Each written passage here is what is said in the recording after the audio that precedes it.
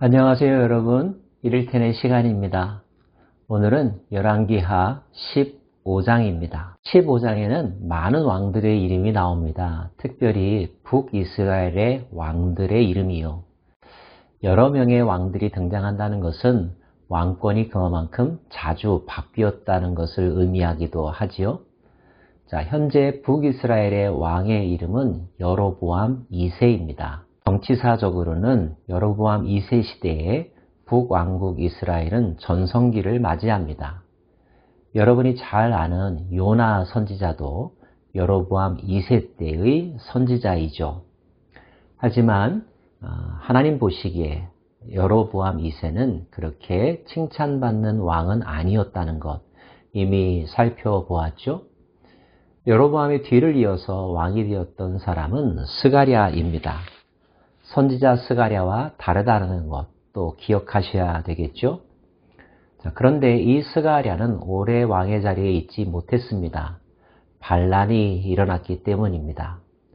반란을 일으켜서 스가랴를 죽이고 더불어서 예후 왕조의 종언을 맞이하게 했던 사람은 바로 살룸이라고 하는 신하였습니다. 하지만 이 살룸은 한 달여 정도밖에 왕의 자리에 있지 못합니다. 그도 역시 또 살해당하게 되었는데요.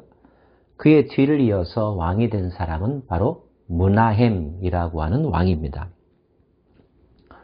므나헴은 정권을 잡을 당시에 포악한 이미지를 만들어냈습니다. 성경은 그가 임신한 여인의 배를 가르기까지 했다라고 기록하고 있죠. 그가 어떤 심성을 가지고 있는 왕이었는지를 단적으로 보여주는 기록이라고 말할 수 있을 것입니다. 하나님 보시기에도 악한 왕이었음은 분명했고요. 자, 이렇게 하나님 보시기에 악한 왕들의 시대에는 반드시 하나님께서 그 땅을 징계하시는 사건들이 일어나죠. 이번에 침공한 나라는 아시리아라고 하는 나라입니다. 아수르 제국이란 이야기 들어보셨죠? 아수르라고 하는 나라가 북이스라엘 역사 전면에 등장합니다. 이제까지는 주로 아람이라고 하는 나라였지 않았습니까? 그런데 그 아람보다 더 북동쪽에 있었던 세력이 아수르입니다. 아람 나라가 전성기였던 때가 있었던 반면 이제 아수르가 점점 더 중동 지방의 패권 국가로서 등장하게 됨을 우리는 알 수가 있습니다. 므나헴의 뒤를 이어서 왕이 된 사람은 부가히야였습니다. 하지만 또 반란이 일어났습니다. 베가라고 하는 왕이 부가히야를 죽이고 왕의 자리에 오릅니다. 15장 한 장에도 벌써 여러 번의 반역 사건이 기록되어 있죠. 이렇게 북이스라엘은 여로보암 2세 시대가 지나고 나서 급속도로 혼란을 겪게 되었고 새로 등장한 외세의 침략에 의하여서 풍전등화와 같은 그런 지경에 이르게 되었습니다. 여러 가지 원인을 살펴볼 수 있겠지만 영적으로는 그 이유가 분명하죠. 하나님 보시기에 악을 행했기 때문입니다. 그들이 하나님을 경외하고 두려워하지 않았기 때문입니다. 영적인 타락은 도덕과 경제의 붕괴를 가져오죠. 부정부패를 가져옵니다. 결국 나라가 송두리째 무너지게 되거나 더 강력한 다른 나라에 의해서 침략당하는 수순을 밟게 됩니다. 이런 결과가 뻔히 올 줄 알면서도 그러나 오늘 지금 이 순간 하나님을 경외하지 못하는 것, 자기의 욕심을 통제하지 못하는 것, 부정부패의 마음을 빼앗기는 것, 이것이 인간의 어리석음이 아닐런지요.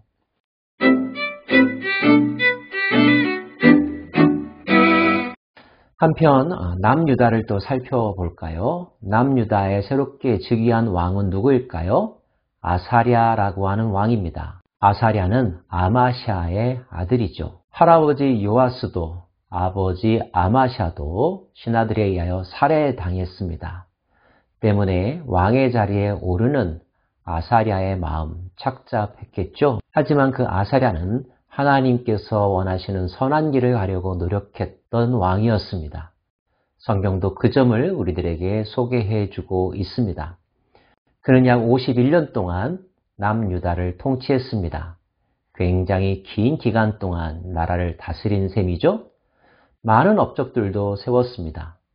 먼저 주변 나라와의 싸움에서 승리하는 일이 많았습니다. 블레셋을 물리쳐 이겼습니다.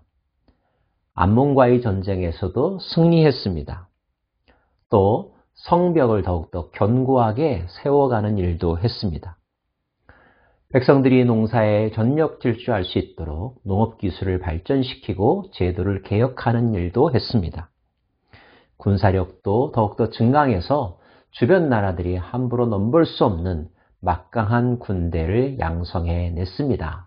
이 정도면 아주 훌륭한 왕이라고 말할 수 있겠죠? 하지만 안타깝게도 그의 말년은 비극적이었습니다. 그가 병에 걸렸는데 그 병이 바로 나병이었습니다. 당대에 고치기 어려웠던 저주받은 병이라고 일컬어졌던 나병을 왕이 걸렸으니 국가적으로도 참 곤란했을 거라고 추측이 됩니다. 그런데 여러분, 이 아사랴의 또 다른 이름이 있습니다. 학자들은 아사랴가 본명이고 또 다른 이름이 왕으로서 불려진 이름이라고 해석하고 있는데요. 그 이름이 바로 우시야입니다. 남유다를 51년 동안 다스렸던 왕은 바로 우시야 왕이었습니다. 우시야 왕이 살던 시대에 활동했던 선지자가 그 유명한 이사야입니다. 혹시 여러분 이런 구절 들어보셨나요? 우시야 왕이 죽던 해에. 이사야가 하나님께 소명받았던 그때가 바로 우시야 왕이 죽던 해의 일이었습니다. 우시야 왕에 대한 좀 더 자세한 이야기가 역대하 26장에도 기록되어 있습니다. 26장에는 그가 왜 나병에 걸렸는지 그 이유도 우리들에게 전해주고 있는데요. 그가 강성하여짐에 그의 마음이 교만하여 악을 행하여 그의 하나님 여호와께 범죄하되 곧 여호와의 성전에 들어가서 향단에 분향하러 한지라.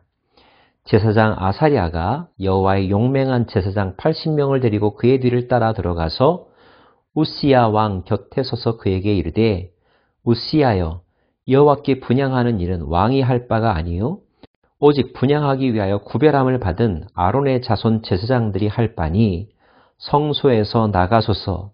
왕이 범죄하였으니 하나님 여호와에게서 영광을 얻지 못하리이다. 우시야가 손으로 향로를 잡고 분향하려 하다가 화를 내니 그가 제사장에게 화를 낼 때에 여호와의 전 안 향단 곁 제사장들 앞에서 그의 이마에 나병이 생긴지라. 대제사장 아사랴와 모든 제사장이 왕의 이마에 나병이 생겼음을 보고 성전에서 급히 쫓아내고 여호와께서 치심으로 왕도 속히 나가니라. 우시야 왕이 죽는 날까지 나병 환자가 되었고 나병 환자가 됨에 여호와의 전에서 끊어져 별공에 살았으므로 그의 아들 요담이 왕궁을 관리하며 백성을 다스렸더라. 이 사건은 사무엘과 사울의 이야기를 떠올리게 합니다. 사울이 사무엘이 오기를 기다리다가 지친 나머지 자기가 먼저 제사를 드렸죠. 자기 딴에는 위기관리라고 생각을 했고 못할 바 없다고 생각을 했지만 그러나 이것 때문에 사무엘과의 관계는 급속도로 악화되었을 뿐만 아니라 그가 하나님으로부터 버림받게 되는 결정적인 이유가 되지 않았습니까? 왕이라고 해서 아무거나 해도 된다라고 하는 생각, 금지선, 경계선을 무시하는 생각, 이것은 단지 해프닝으로만 끝나는 것이 아니라 그런 행동을 하게 된 그 마음속 동기, 그 마음의 완악함을 하나님은 눈여겨보신다는 것. 그래서 하나님은 우시야의 이마에 나병이 들게 하였고 죽을 때까지 쓸쓸하게 고생하다가 결국 세상을 떠날 수밖에 없게 되었다는 것. 우리에게 주는 교훈이 매우 크다고 여겨집니다. 다시 한번 다짐해 봅니다. 하나님이 기뻐하시는 마음은 겸손한 마음입니다. 예수님께서도 보여주신 것이 바로 그 겸손의 영성 아닙니까?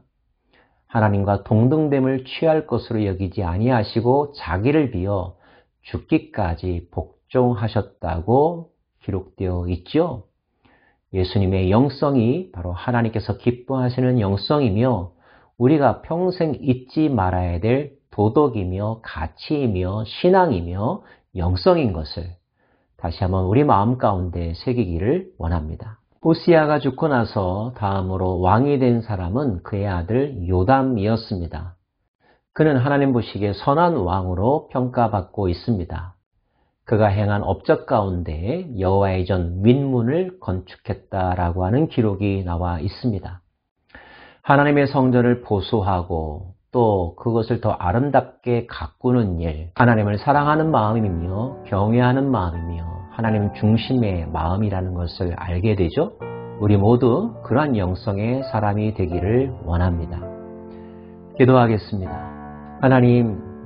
하나님께서 찾으시는 심령은 상한 심령이요 겸손한 마음인 것을 또한 기억하면서 오늘도 더 낮은 곳으로 주님과 같은 마음으로 살아가는 저희들 되게 하여 주옵소서. 예수님 이름으로 기도합니다. 아멘.